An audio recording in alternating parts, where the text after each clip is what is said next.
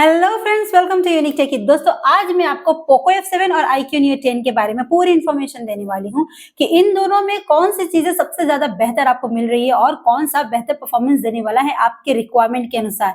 तो चलिए वीडियो की शुरुआत करते बिना देरी की, और आपसे अनुरोध है कि वीडियो के अंत तक आप जरूर बने रहें। तो सबसे पहले बात कर लेते हैं इनके डिस्प्ले के बारे में, जो कि आपको पोको F7 में मिल रहा है 6.83 इंच का 1.5 के रेजोल्यूशन वाला POLED डिस्प्ले। यहाँ पे आपको 3200 निट्स का पिक ब्राइटनेस मिलेगा, वो भी 120 हर्ट्ज रिफ्रेश रेट के साथ में आएगा। HDR10+ का भी सपोर्ट है और डॉल्बी विजन भी यहाँ पे है, आपको दिख जाएगा। तो फिलहाल अब इसके बारे में बात कर लेते हैं iQOO Neo 10 की डिस्प्ले के बारे में। तो यहाँ पे आपको मिलेगा 6.78 इंच का एमोलेड डिस्प्ले 1.5 के रेजोल्यूशन के साथ में आएगा, और यहाँ पे 5500 निट्स का पिक ब्राइटनेस देखने को मिल रहा है। HDR10+ का भी सपोर्ट है, डॉल्बी विजन भी यहाँ पे आपको दिख जाएगा और 120 हर्ट्ज रिफ्रेश रेट भी दिख जाएगा। तो डिस्प्ले के मामले में अगर देखा जाए तो जो डिस्प्ले की साइज है, यानी कि स्क्रीन जो है वो ऑब्वियसली पोको F7 में बड़ी है, लेकिन ब्राइटनेस जो है वो आपका iQOO Neo 10 में बड़ा है, मतलब ज्यादा है, अच्छा है। तो ब्राइटनेस आपको चाहिए या स्क्रीन बड़ा चाहिए, आप डिसाइड कर लीजिए।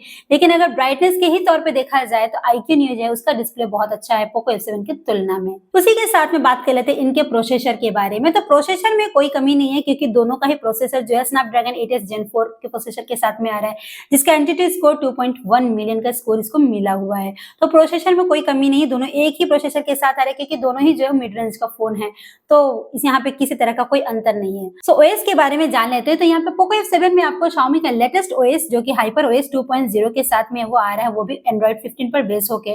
तो वहीं पे iQOO Neo 10 जो है वो आपको मिल रहा है FunTouchOS 15 पे, वो भी Android 15 पर बेस होके ही आ रहा है। सो अब बात कर लेते हैं इसके रैम और स्टोरेज के बारे में। तो यहाँ पे आपको पोको F7 में सिर्फ एक ही वेरिएंट का जो रैम आपको दिखाई देता है, जो कि 12 GB का, यानी बेस वेरिएंट, अपर वेरिएंट आपका 12 GB का ही रैम दिखेगा, वो भी LPDDR5X का रैम यहाँ पे प्रोवाइड किया जा रहा है। उसी के साथ में जब स्टोरेज की बात करें तो यहाँ पे दो वेरिएंट दिखता है, जो कि 256 GB है और 512 GB है। दोनों ही स्टोरेज जो है UFS 4.1 के साथ में आ रहा है। तो यहाँ पे आपको हर चीज जो है बड़ी बड़ी मिल रही है और फास्ट यहाँ पे आपको देखने को मिल रहा है। लेकिन वहीं पे जब iQOO Neo 10 में देखते हैं तो यहाँ पे आपको 3 वेरिएंट का रैम दिखता है, यानी कि 8 GB, 12 GB और 16 GB का रैम दिखेगा। ये भी आपका LPDDR5X का ही रैम है। और उसके साथ में जब स्टोरेज की बात करें तो यहाँ पे भी 3 वेरिएंट दिखेंगे, 128 GB, 256 GB और 512 GB। अगर आप 8 GB 128 GB का स्टोरेज और रैम लेते हैं तो यहाँ पे आपको जो UFS है 3.1 मिलेगा। बाकी सभी में आपको 4.1 का UFS दिख जाएगा, यानी कि वेरिएशन के अनुसार, आपका वेरिएंट के अनुसार आपका जो रैम है और उसका जो UFS है वो डिपेंड करता है। तो 8 GB 128 GB के साथ में ही सिर्फ 3.1 का UFS है, बाकी सभी के साथ में 4.1 का UFS आपको प्रोवाइड हो जाता है। अब जान लेते हैं इनके कैमरा के बारे में, जो कि आपका 50 मेगापिक्सल का प्राइमरी कैमरा है, 8 मेगापिक्सल का अल्ट्रा वाइड कैमरा देखने को मिलता है। अंतर आ जाता है जब इनके फ्रंट कैमरा के बारे में बात करते हैं। जबकि आपका पोको F7 में 20 मेगापिक्सल का फ्रंट कैमरा है, तो वहीं पे iQOO Neo 10 में आपका 32 मेगापिक्सल का फ्रंट कैमरा है। और एक का अंतर बात आ जाती है दोस्तों, कि आप जब 4K की रिकॉर्डिंग करेंगे तो F7 में, यानी पोको F7 में सिर्फ और सिर्फ आप प्राइमरी कैमरा के साथ ही 4K की रिकॉर्डिंग 60 FPS पे आप कर पाएंगे। वहीं पर जब Neo 10 की बात करें तो आप प्राइमरी कैमरा और फ्रंट कैमरा दोनों ही कैमरे के साथ में 4K की रिकॉर्डिंग आप 60 FPS पे कर पाएंगे। तो कैमरे की तुलना में देखा जाए तो Neo 10 इज द बेस्ट। आप Neo 10 के बारे में जरूर सोचिएगा। अगर आपको कैमरा प्रायोरिटी लगता है तो वो आप एक साइड में आप उसको रख के चलिए कि हाँ, यहाँ पे आपने परफॉर्मेंस भी देख लिया, अच्छा है, तो आप कैमरा भी यहाँ पे अच्छा पा रहे हैं। सो चलिए जान लेते हैं अब इनके बैटरी कैपेसिटी के बारे में। सो दोस्तों, दोनों ही हैंडसेट जो है बड़ी बैटरी के साथ में आया है, लेकिन फिर भी जैसे कि कंपेयर कर रहे हैं कौन सा बेहतर है, तो यहाँ पे आपका पोको F7 जो है इंडिया का सबसे बड़ी बैटरी के बीच में साथ में आया है, यानी कि सबसे पहला और सबसे बड़ी बैटरी के साथ में आया है, जो कि आपका 7550 mAh की बैटरी है, और वहीं पे 90 वाट का चार्जिंग सपोर्ट भी देता है। साथ ही में वो 22.5 वाट का ये रिवर्स चार्जिंग सपोर्ट भी देते हैं, यानी आपके फोन से या फिर आपके चार्जर से दूसरा फोन भी जो है फास्ट चार्जिंग सपोर्ट वो ले पाएगा, वो फास्टली चार्ज हो जाएगा।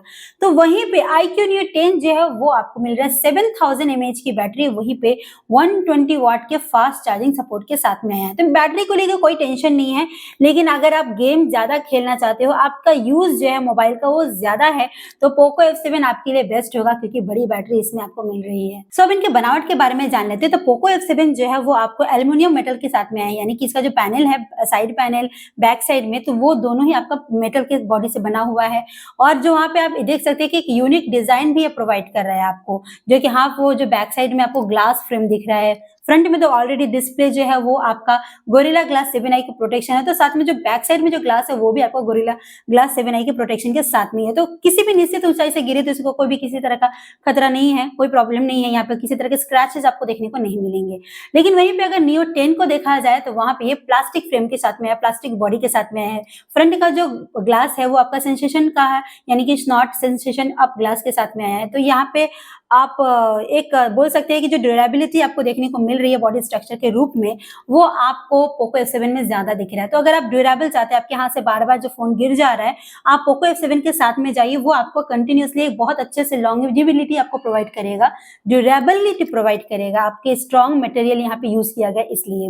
सो फिलहाल यहाँ पे ये भी और बता दें कि अगर आप बार बार पानी में भी गिर जाने की टेंशन में है, तो वहां पे आपको पोको F7 में IP68 का सपोर्ट देता है, जो कि आपका नियो 10 में IP65 का सपोर्ट देता है।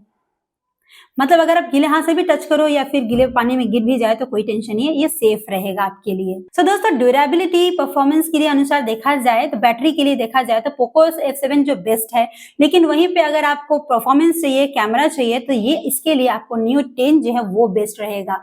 प्राइस में भी अंतर है, आपको दिख जाएगा, जो कि आपका पोको F7 जो है वो आपका 31,990 पे पड़ रहा है, तो वहीं पे आपको नियो 10 जो है वो 32,990 या फिर 33,900, मतलब ये प्राइस जो है डिस्काउंट के टाइम में या फिर आप जब डिस्काउंट लेते हो किसी कार्ड को लगा के, तो प्राइस में डिफरेंसेस भी आ जाएंगे और थोड़े से कम भी हो जाएंगे। तो नियो 10 जो है वो थोड़ा 1-2 हजार पोको F7 से ज्यादा है। सो ये रहे सारे इन्फॉर्मेशन पोको F7 और iQOO Neo 10 के बारे में। हमें दोस्तों कमेंट करके जरूर बताइएगा इनमें से आपके रिक्वायरमेंट कौन से फुलफिल कर रहा है।